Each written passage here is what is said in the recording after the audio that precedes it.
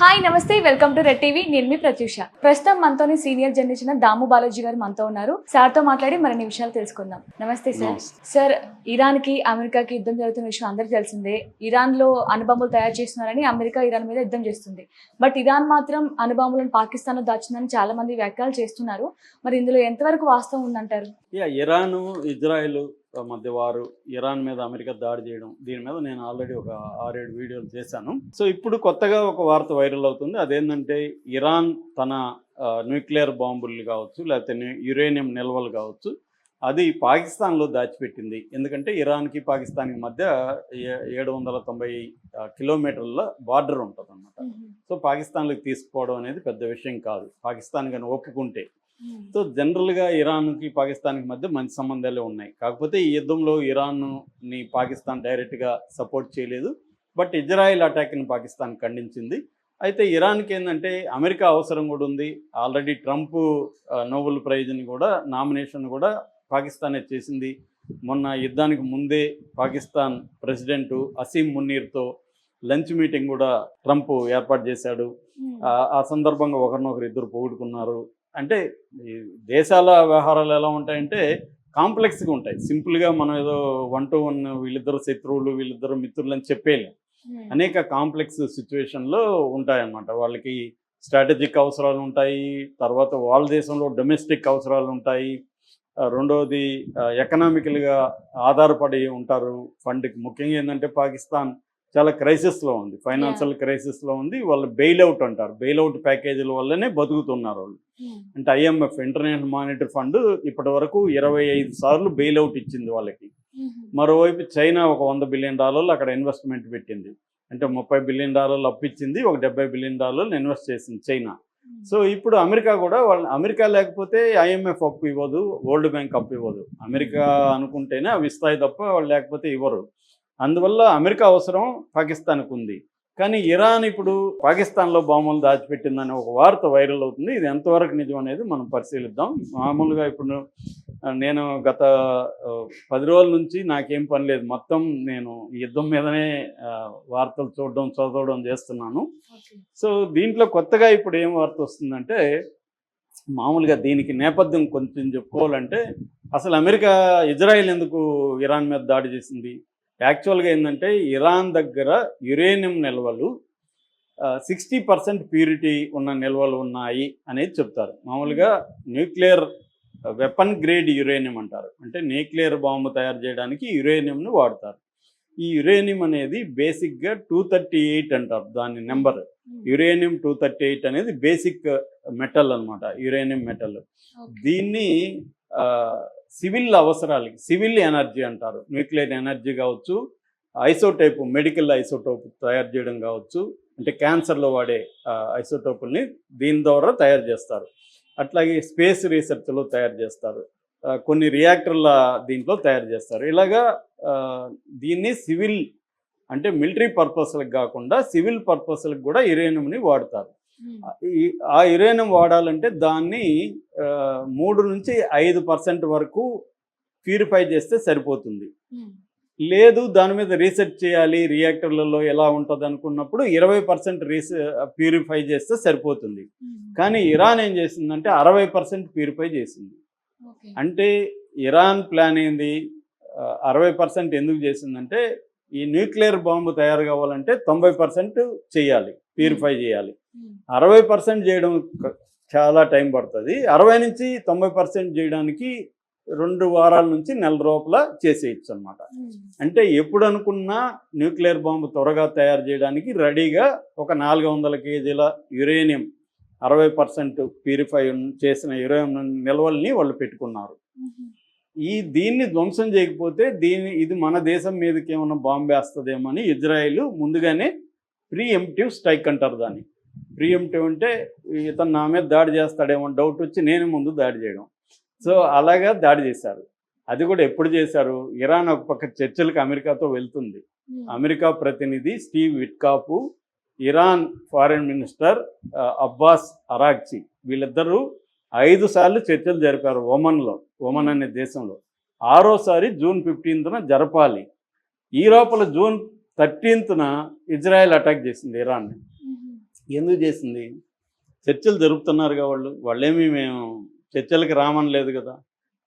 అట్లాగే 2015లో ఒబామా ప్రెసిడెంట్గా ఉన్నప్పుడు వీళ్ళు 5 దేశాలతో ఒప్పందం చేసుకున్నారు. ఎవరు? ఇరాన్ వాళ్ళు. 5 దేశాలు ఏవంటే యునైటెడ్ నేషన్స్ జనరల్ కౌన్సిల్, అంటే దాని భద్రతా మండలి అంటాం తెలుగులో. ఐక్యరాజ్య సమితి భద్రతా మండలిలో 5 పర్మనెంట్ దేశాలు ఉంటారు. వాళ్ళని P5 అని పిలుస్తారు. America, UK, Russia, China, France plus 2 అంటే జర్మనీ, EU, యూరోపియన్ యూనియన్. ఈ మొత్తం 7 గ్రూప్స్తో ఇరాన్ ఒక ఒప్పందం చేసుకుంది. కాంప్రహెన్సివ్ ట్రీటీ అంటారు దాన్ని. ఈ ఒప్పందం జాయింట్ కాంప్రహెన్సివ్ ట్రీటీ అంటారు. ఆ ట్రీటీలో ఏంటంటే మేము మాకు అవసరమైన ఈ 3-5% వరకే ప్యూరిఫై చేస్తాము, అంతకంటే చేయము అనేది నెంబర్ 1. నెంబర్ 2 ఏంటంటే ఇంటర్నేషనల్ ఆటమిక్ ఎనర్జీ ఏజెన్సీ అని ఒక సంస్థ ఉంటుంది. వాళ్ళు వివిధ దేశాల్లో అణుబాంబులు తయారు చేస్తున్నారా లేదనేది పర్యవేక్షిస్తూ ఉంటారు. వాళ్ళని మా దేశంలో ఇన్స్పెక్షన్కి అలౌ చేస్తామని ఇరాన్ ఒప్పుకునింది. వాళ్ళు వచ్చి లాస్ట్ ఇయర్ కూడా 15 టైమ్స్ ఇన్స్పెక్షన్ చేశారు. సో ఈ ఒప్పందాన్ని బ్రేక్ చేసింది ఎవరు? ట్రంపే. ట్రంప్ 2018లో బ్రేక్ చేశాడు. ఎందుకు చేశాడో ఎవరికి తెలియదు. తర్వాత శాంతి చర్చలకు వెళ్తున్న, అంటే ఈ పీస్ టాక్స్లో వెళ్తున్న ఇరాన్ మీద ఇజ్రాయెల్ ఎందుకు దాడి చేసింది? లాజిక్ లేదు. అంటే వాళ్ళ ఉద్దేశం, అమెరికా ఉద్దేశం, ఇజ్రాయెల్ ఉద్దేశం ఇరాన్ని ఎదగనీయకూడదు, ఇరాన్ని దెబ్బ కొట్టాలి అన్న ఉద్దేశం తప్ప ఇరాన్ని న్యూక్లియర్ బాంబు లేకుండా చేయాలి అనే ఉద్దేశం లేదు అనేది ఎక్కువ మంది ఇంటర్నేషనల్గా దగ్గరగా ఉన్న పరిశీలిస్తున్నట్టు చెప్తున్నారు. ఈ నేపథ్యంలో ఏమైంది? యుద్ధం జరుగుతుంటే వీళ్ళు ఫస్ట్లో బాగా దెబ్బతిన్నారు. ఎందుకంటే ఇరాన్ ఊహించలే, మనం శాంతి చర్చలు చేస్తున్నాం, మన మీద ఎవడు దాడి చేస్తాడు అనుకున్నాం. అది ఇరాన్ ఫెయిల్యూర్. సో వాళ్ళు వచ్చి బాగానే డ్యామేజ్ చేయగలిగారు. సైంటిస్టులను చంపేశారు, ఆర్ముడ్ చీఫ్లతో సహా ఆర్మీ ఆఫీసర్లను చంపేశారు, ఇంటెలిజెన్స్ అధికారులను చంపేశారు. తర్వాత పేద ప్రజల్ని, మామూలు పిల్లల్ని, వాళ్ళందరినీ చంపేశారు.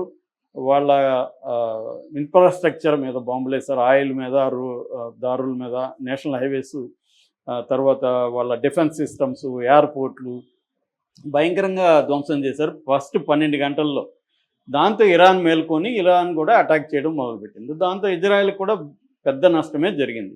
ఇప్పుడు ఇజ్రాయెల్ పరిస్థితి ఏంటంటే ఇట్లాగే కంటిన్యూ అయితే ఇరాన్ ఇబ్బంది పెడుతుందని అమెరికాని రిక్వెస్ట్ చేశారు, మీరు వచ్చి అటాక్ చేయండి అని. ఎందుకంటే వీళ్ళ దగ్గర బంకర్ బస్టర్ బాంబ్ అనేది ఇజ్రాయెల్ దగ్గర లేదు. బంకర్ బస్టర్ బాంబ్ అంటే అర్థం ఏంటంటే ఒక 200 అడుగుల లోతులో వెళ్ళి కొట్టాలి. వీళ్ళు ఈ మెటీరియల్ అంతా యురేనియం మెటీరియల్ 300 అడుగుల లోతులు పెట్టారు వీళ్ళు. అంత లోతులో కొట్టే బంకర్ బస్టర్ బాంబు ఇజ్రాయెల్ దగ్గర లేదు. అందుకని అమెరికాని అడిగారు. ట్రంప్ ఫస్ట్లో 2 వారాలు టైం ఇచ్చి సడన్గా 22 గంటల్లో అటాక్ చేసేసాడు. 14 బంకర్ బస్టర్ బాంబులు వేశారనమాట 3 వాట్ల మీద. ఫర్దో, నతాంజ్ అండ్ ఇస్ఫహాన్ అనే 3 సైట్ల మీద బాంబులు వేశారు. సో దాంతో ధ్వంసం చేశామని చెప్తున్నారు. ఇప్పుడు అమెరికాలోనే డిఫెన్స్ ఇంటెలిజెన్స్ అని ఉంటుంది, మిలిటరీ ఇంటెలిజెన్స్, వాళ్ళేమో అసలు ధ్వంసం కాలేదు, మెటీరియల్ అంత లోతులకి వెళ్ళలేదని వాళ్ళు చెప్తున్నారు. ట్రంప్ ఏమో లేదు, మేము కంప్లీట్గా ఓబ్లిటరేటెడ్ అనే పదం వాడాడు ఆయన, అంటే కంప్లీట్గా ధ్వంసం చేసేసామని ఆయన చెప్తున్నారు.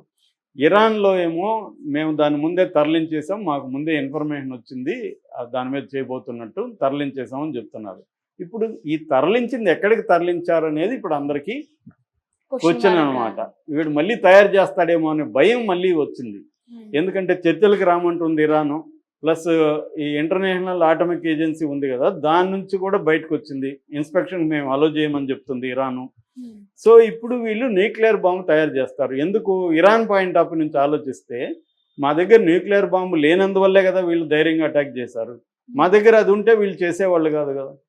సో మేము చేయకుండా ఉంటే ఎలాగో అటాక్ చేస్తున్నారు, అదేదో చేసేసామనుకో వీళ్ళకి ధైర్యం ఉండదు, అటాక్ చేయరు అన్న ఒక లాజిక్కి ఇరాన్ వచ్చింది. ఇరాన్ ప్రజల్లో కూడా తీవ్రంగా ఇదే అభిప్రాయం ఉందన్నమాట.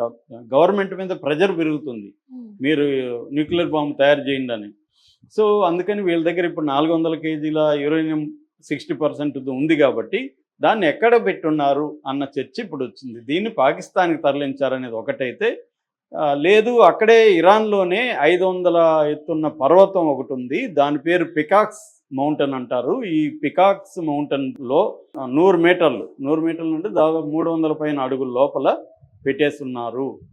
దానికి ఇప్పుడు మొన్ననే 6 అడుగుల వెడల్పు 8 అడుగుల పొడవుతో దాదాపు 4 ఎంట్రన్స్ టన్నెల్స్ చేశారు.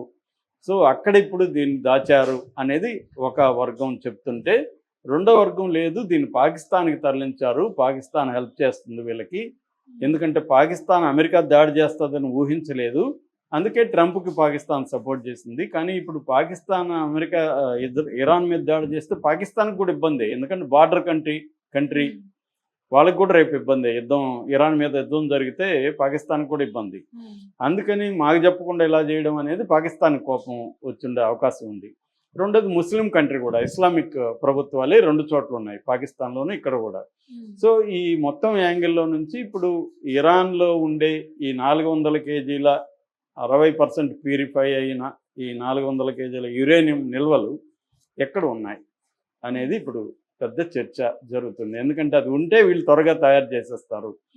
సైంటిస్టులను చంపినప్పటికీ కూడా 10 మందిని చంపేశారు, న్యూక్లియర్ సైంటిస్టులని, అయినా కూడా నాలెడ్జ్ ఉన్న వాళ్ళు ఇంకా ఉన్నారు కాబట్టి త్వరగా తయారు చేస్తారు. నాలెడ్జ్ ఉన్న వాళ్ళు లేకపోతే ఏముంది, వాళ్ళు రష్యా నుంచి తెచ్చుకుంటారు, లేకపోతే నార్త్ కొరియా నుంచి తెచ్చుకుంటారు, చైనా సపోర్ట్ ఉంది, లేదా పాకిస్తాన్ నుంచి కూడా తెచ్చుకోవచ్చు.